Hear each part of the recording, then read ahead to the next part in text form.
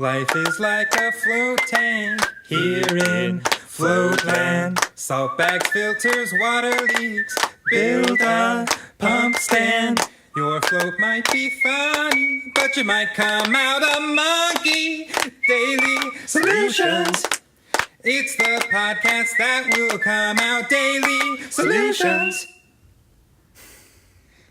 All right, little throwback intro there. All right, welcome everybody. Hey there, I'm Graham. I'm Ashkahn. And today's question is it better to hire a commercial realtor or go yourself and look for a lease? And what do you look for when looking for the right place? And what terms do you negotiate? I thought we made it clear one question per episode here. You're sneaking a few extra questions in there. Throw a few ands in there and just wrap them all together, huh? All right, so let's do the first one, which is it better to hire a commercial realtor or go for yourself and look for a lease? Well, I guess you should know that we have never... Big disclaimer coming. Big disclaimer. We've never worked with a commercial real estate. I mean, we only have one float center. Yep. And we did not go through a commercial real estate agent to find it. We just looked around. In fact, we didn't even apply to anywhere else. Yeah. we found this in one other spot, applied to this one, and heard the landlord told us no.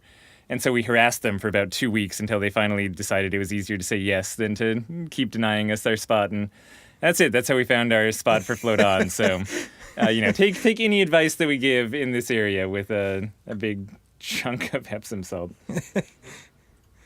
But that said, yeah, you probably should. I mean, so it's just kind of like everything, right? Like there's a trade-off between money and probably like your own personal time happening here. When you go to find a float center, you probably have some more specific requirements for what you're looking for in a commercial spot than perhaps a lot of other businesses do. You know, you're not just looking for a good location that's the right size. Like you're also looking for how much water capacity does your spot have? Is the electricity situation already big enough? Are you going to have to upgrade the breaker panel? Is the foundation thick enough for you to cut a bunch of, spots in it for your plumbing? Yeah, what's your neighbor situation like? What are your neighbors? Is there a giant train going nearby? Is there already a built-in HVAC system with the building that you have to work with? Like, there's just a lot more questions than if you were opening up a convenience store or like so many other businesses. So, yeah. Is there an empty lot nearby? So that's legwork that you'll have to do if you don't have a commercial real estate agent. And that's legwork a real estate person could do. You could just be like, this is what I need. And they'll be like, okay, like you're crazy, but I'll go find these things. Right. And that's kind of cool because the fun part of looking at places is actually looking at places that might be a serious location for your center. And having a list of those you can go around to is actually kind of like the fun part of location choosing. Uh-huh. Like going around and vetting things out and finding out what the thickness of their slab is and what the neighbors are like noise-wise and all of these other restrictions is kind of like the drudgery of going around and choosing a location. So it is 100% possible to do it yourself, but just like everything that you need to do, like building a website, like making your business plan, all of it takes a really long time. And these are experts who, again, given a list of restrictions, which, by the way, as long as we're on the topic, I do think that looking for totally new construction or any buildings that are going under serious renovation is a great thing to look for when you're moving into a place. Definitely. Just because you essentially want to gut your space down to the bare bones anyway. So before anyone builds walls or even puts studs in to divide your space into tiny offices or something like that, being able to say, don't do any of it. And just give me the money you would have spent so that I can take that to build out my float center is one of the best positions you can be in when you're actually finding a location. That's often when we hear about people getting tenant improvement cost is what that is, where the landlord's actually giving you some money for your build out. Most of the time it is because of that exact scenario. Like they're building something new and sometimes they haven't even poured the foundation and it's just literally like dirt and bare walls. And you're coming in at that point, and so they're just giving you the money they would have spent on turning it into like the bare bones something they could have rented, and that money just gets to be put towards your construction, which is real nice. Yeah, so that's a great thing to give as a criteria to your commercial real estate agent if you go that direction. And just know that you're going to have to come in with some of this information and specifics too. You might be able to find a commercial real estate agent for another industry where they're going to already have some preset knowledge. But you're not going to be able to say, I want to open a float center, and they're going to be like, oh, well, I know the exact electrical requirements and water and stuff like that. Like, you're going to have to provide that sort of level of detail for them. Yep. Okay, I was just looking back at the second part of this question now. Yeah, what's I feel like we did a pretty part good job on that one of just saying in a long form kind of way that we have no idea. So we should just rename this podcast to long form. We have no idea. So let's see. So second question was part two of the first question. Let's call it. So we'll be generous and say this is all one question okay, with multiple all right. parts. 2 question marks, but what to look for when looking for the right place and what terms to negotiate. Oh, okay. So I'm going to give a redirect answer to the first part of that, which is the what to look for when looking for the right place. And say we have a great blog post out there that goes into a good amount of depth on what to look for when finding a location, and a lot of the things that Ashkahn kind of went through there. You know, things on the first floor, no noisy neighbors, good concrete foundation, stuff like that. And we also, with that, have a nice free resource that's actually just a full checklist of things that you can download. So we'll throw it in the show notes as well, and you can download this kind of just like property assessment checklist for seeing if it might be a good fit for you. Yeah, I mean, a lot of it, almost like think about what permits you need to get and make sure each of those categories has a big enough capacity for what you're trying to do. Like, it's like, make sure the water is enough and make sure, like, the electrical is enough and make sure the HVAC is, like, enough and built the right way. Yeah, and that your plumbing pipes are accessible and like everything like that. Mm-hmm. The terms to negotiate are kind of interesting, though. So the one of the big ones we already talked about, which is just tenant improvement costs. So how much money are they going to give you for your build out? And it's really not crazy. Like, the first time I heard about that, I was like, you're crazy. Like, some landlord's going to pay me money for my construction. And, like, it's actually not that uncommon. Like, we've heard of a number of float centers going in and getting something like that, usually somewhere in the tens of thousands of dollars. Yeah, I mean, that can range anywhere from, around 10,000 to the most that I've personally heard of from a float center that was a 5-tank center starting up in a place with new construction was around 90,000.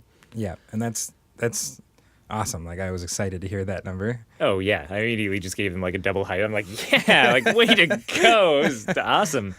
And felt immediately jealous, too. I'm like, my landlord didn't give me $90,000. Yeah. So that's definitely a good one and absolutely worth asking about. And hand in hand with that, too, I was going to say, is just free rent. Right. So, and that's also, again, really not that uncommon.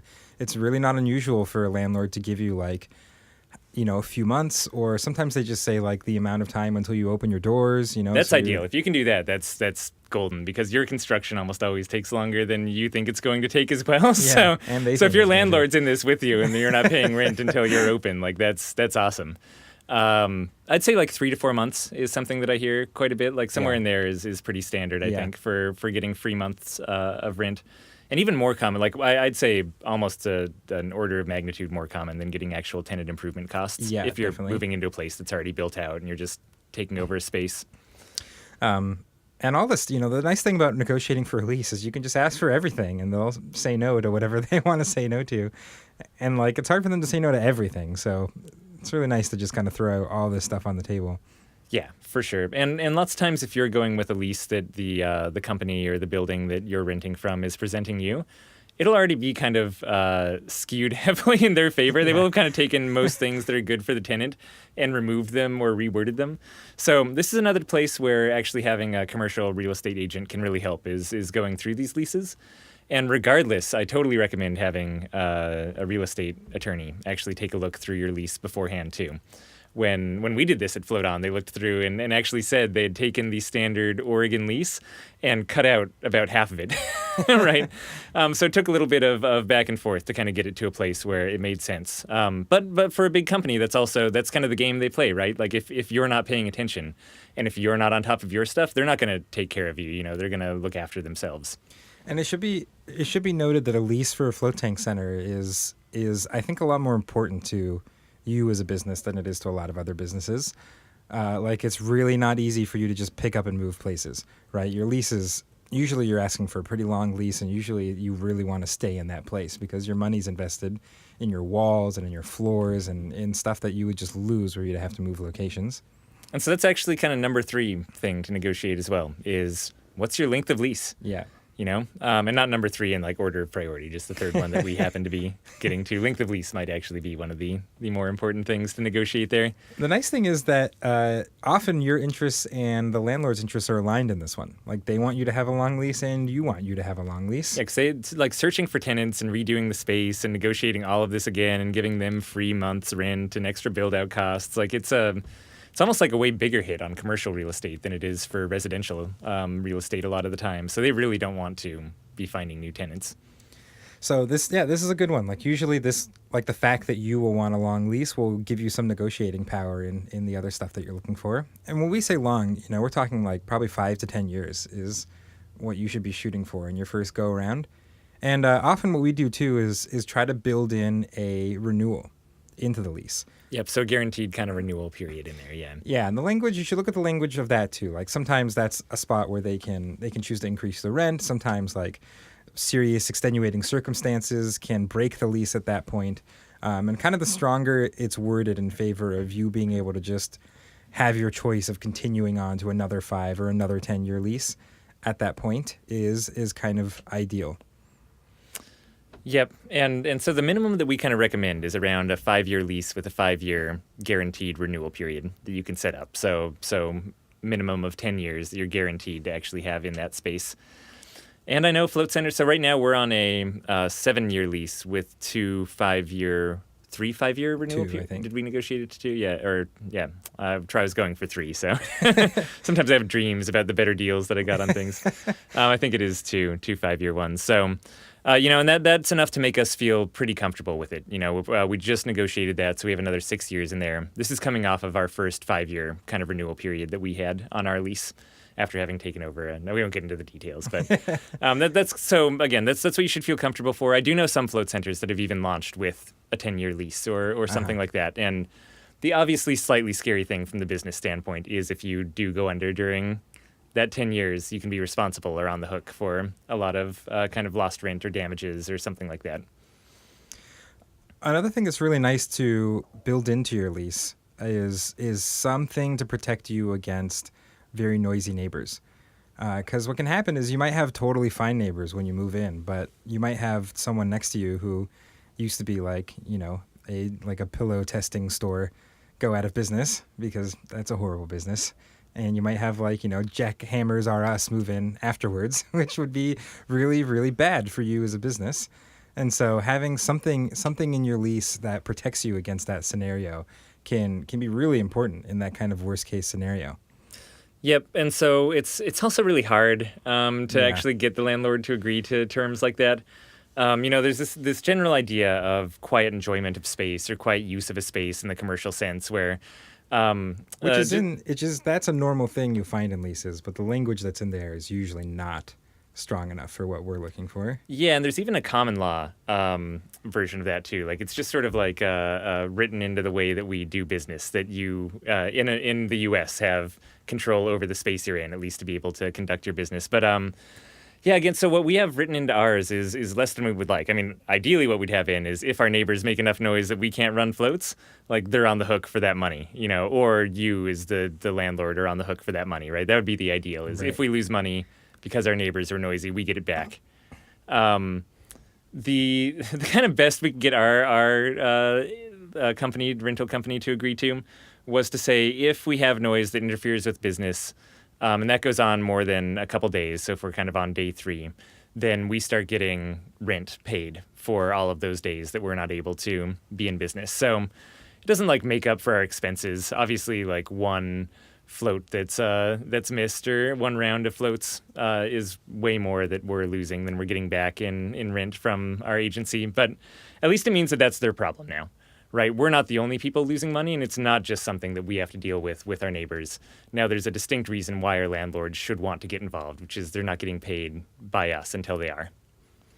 And at the very least, it's nice to have this conversation with your landlords. Anything they say verbally is not going to be as strong as actually having something in your lease, and that person could leave that real estate company and someone else could start working with you. But at the very least, as you're going through this part of your lease, having this conversation and just emphasizing the fact that listen, I'm running a business dependent on the fact that things can be quiet in there, and like you would be totally screwing me over if you moved somebody in that wouldn't allow me to do that.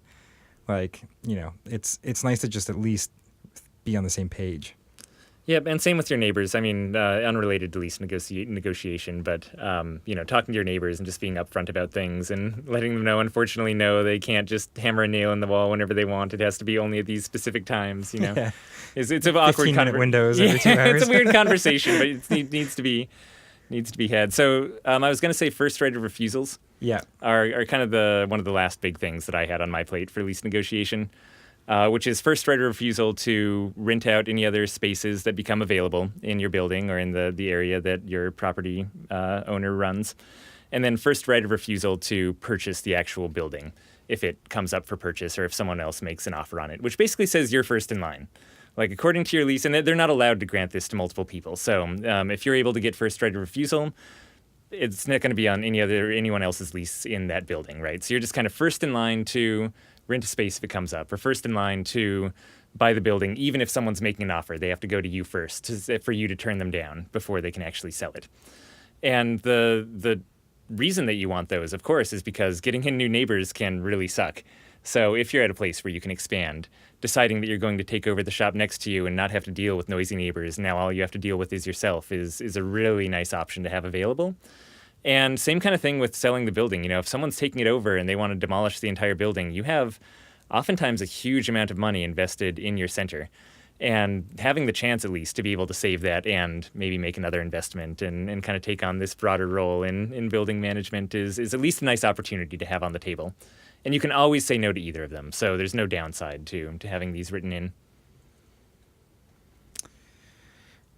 And yeah, I mean, those are the ones that we always make sure that are in our leases. And I would say even for the first right of refusal one, like if I couldn't get that, it would make me very nervous about renting a space. And sometimes you can't, you know, especially if you're opening up in kind of more of a strip mall type area. There's a lot of places that have, or a lot of franchises where it's built into their franchise model that they won't open up in a strip mall unless they have first right of refusal for purchasing or for renting other spaces just in case they want to expand. So sometimes, depending on how chainy the businesses are, it can actually be harder to find strip malls that have that available.